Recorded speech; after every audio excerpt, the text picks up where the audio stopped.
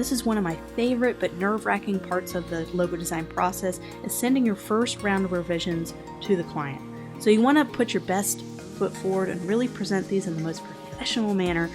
And I know a lot of designers, they'll put all their concepts in kind of one PDF page or one JPEG page.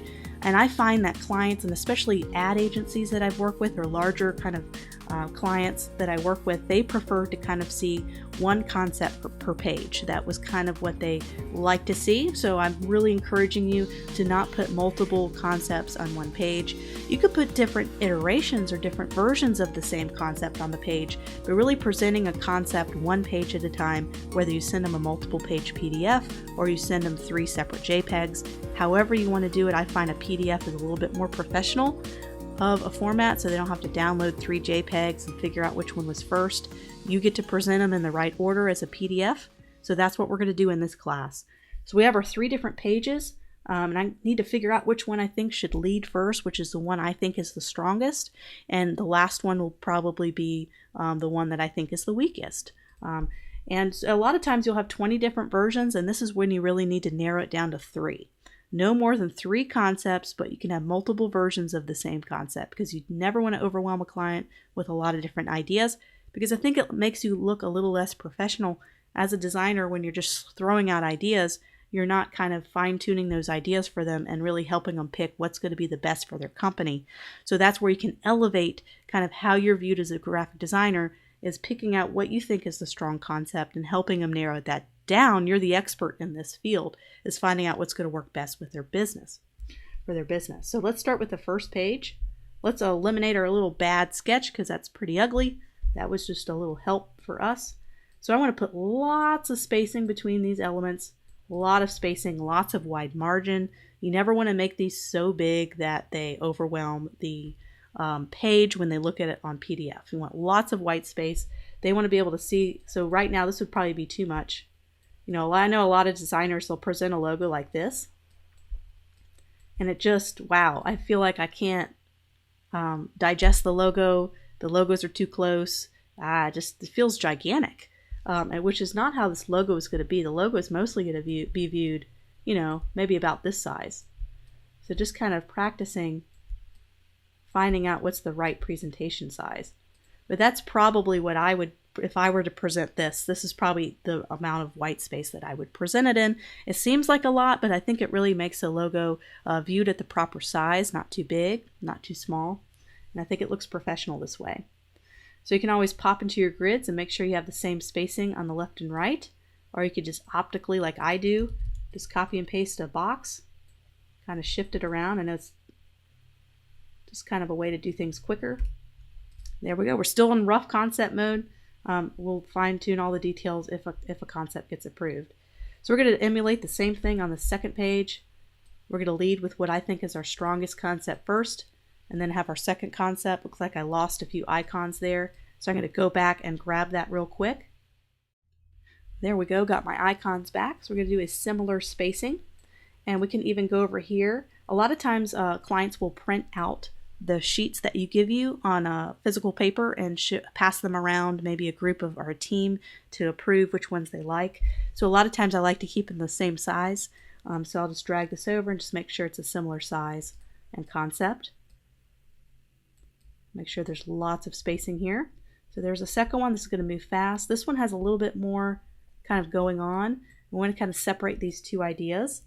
So what we can do is we can see if we can't do a two-toned effect down here and show it side by side. Just since we have 2 different concepts here. But it's the same concept, but 2 different iterations. Kind of the O, changing the O concept, I guess is how you would say that. Just make sure these are aligned. So I could just group these 2 and just do a top alignment here, going up to my vertical aligned top, and just lining that up. We could do it that way. We could even break this down and make it a 4th concept if we wanted to, because I think this is our strongest concept we have. It's our most safe version. We can lead with that at the top. And this is just kind of a throwaway, not a throwaway, but you never know. Sometimes clients choose the ones that are the least creative. And not like this isn't creative, but it's not quite as strong as I think some of the other concepts are. And you know, you never know what clients are going to choose. A lot of times they'll choose the really easy one, the one you did in 10 seconds and you spent 20 hours doing all these different ideas. And just be prepared. They might disappoint you a little bit in their selection. You want them to choose the one you like the most, but sometimes that doesn't always work. So there we go, and we are ready to kind of export this as a PDF. So what we're going to do is we're going to go to File, we're going to export this as a PDF. We're going to go to File, Save As, and this is how you kind of get it to save as a PDF. And so what I love about PDFs when you export them as artboards is they will do it on pages. So I'll go ahead and show you. So I'm just going to save. And we're going to do, when you do presentations to clients, you never want to do CMYK and you're probably going to go, why? A logo needs to be in CMYK. Yes, a logo needs to be done in the CMYK color mode. And I'll go over that a little bit later.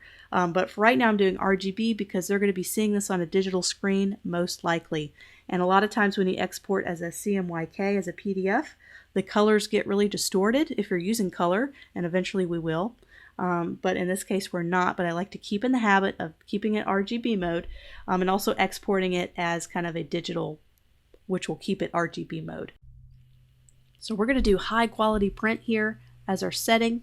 We're going to make sure we uncheck preserve Illustrator editing capabilities, because when we do that, it'll preserve the editing capabilities which cause the file size to be super large. You don't want the client to have any problems opening it.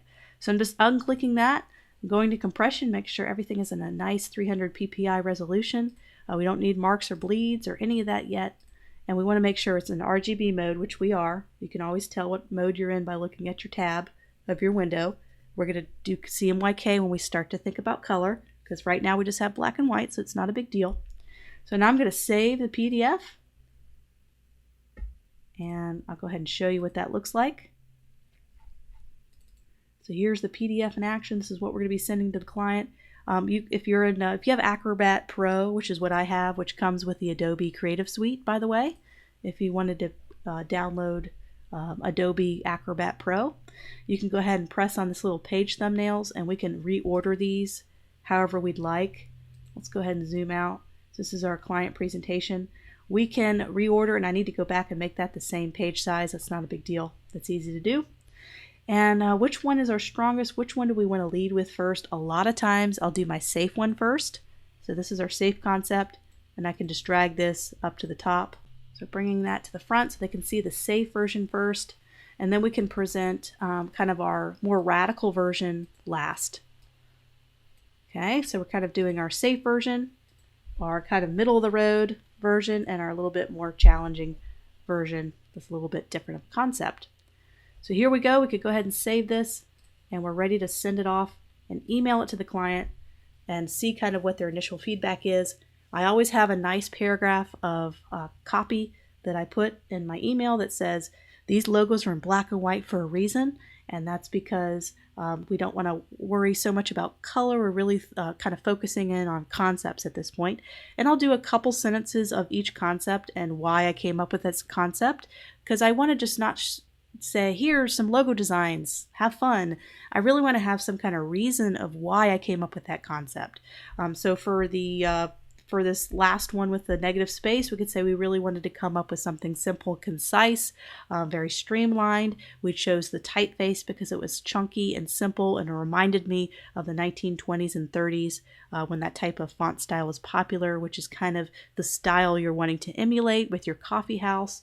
And just kind of going back to their branding and their mission statement and their target audience, and kind of letting them know the reasons why you chose maybe these icons. In this particular one, you chose the bean because it best represents everything. You chose the coffee mug because you feel like that's kind of more the mug that most of your target audience would like to drink out of. They love espresso and cold brew. We decided to put the espresso machine in there. There was a reason why you chose these things, and this is when you really explain to the client why you came up with your concept. And it goes so far to show the client that you're not just a logo designer, you're not just a graphic designer, you're more into the marketing space, you understand the business side of everything, you can command more money when you kind of act this way, when you kind of go that next step to tell them the branding side of things.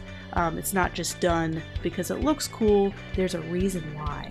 And so if you take that extra step to explain your concepting process, your brainstorming process, and bringing them into that, there's a reason why that this mug has a top-down view, there's a reason why we went with this more simplistic approach, then they can totally get on board with your ideas, and you don't have to go back and forth and go, why are we doing this?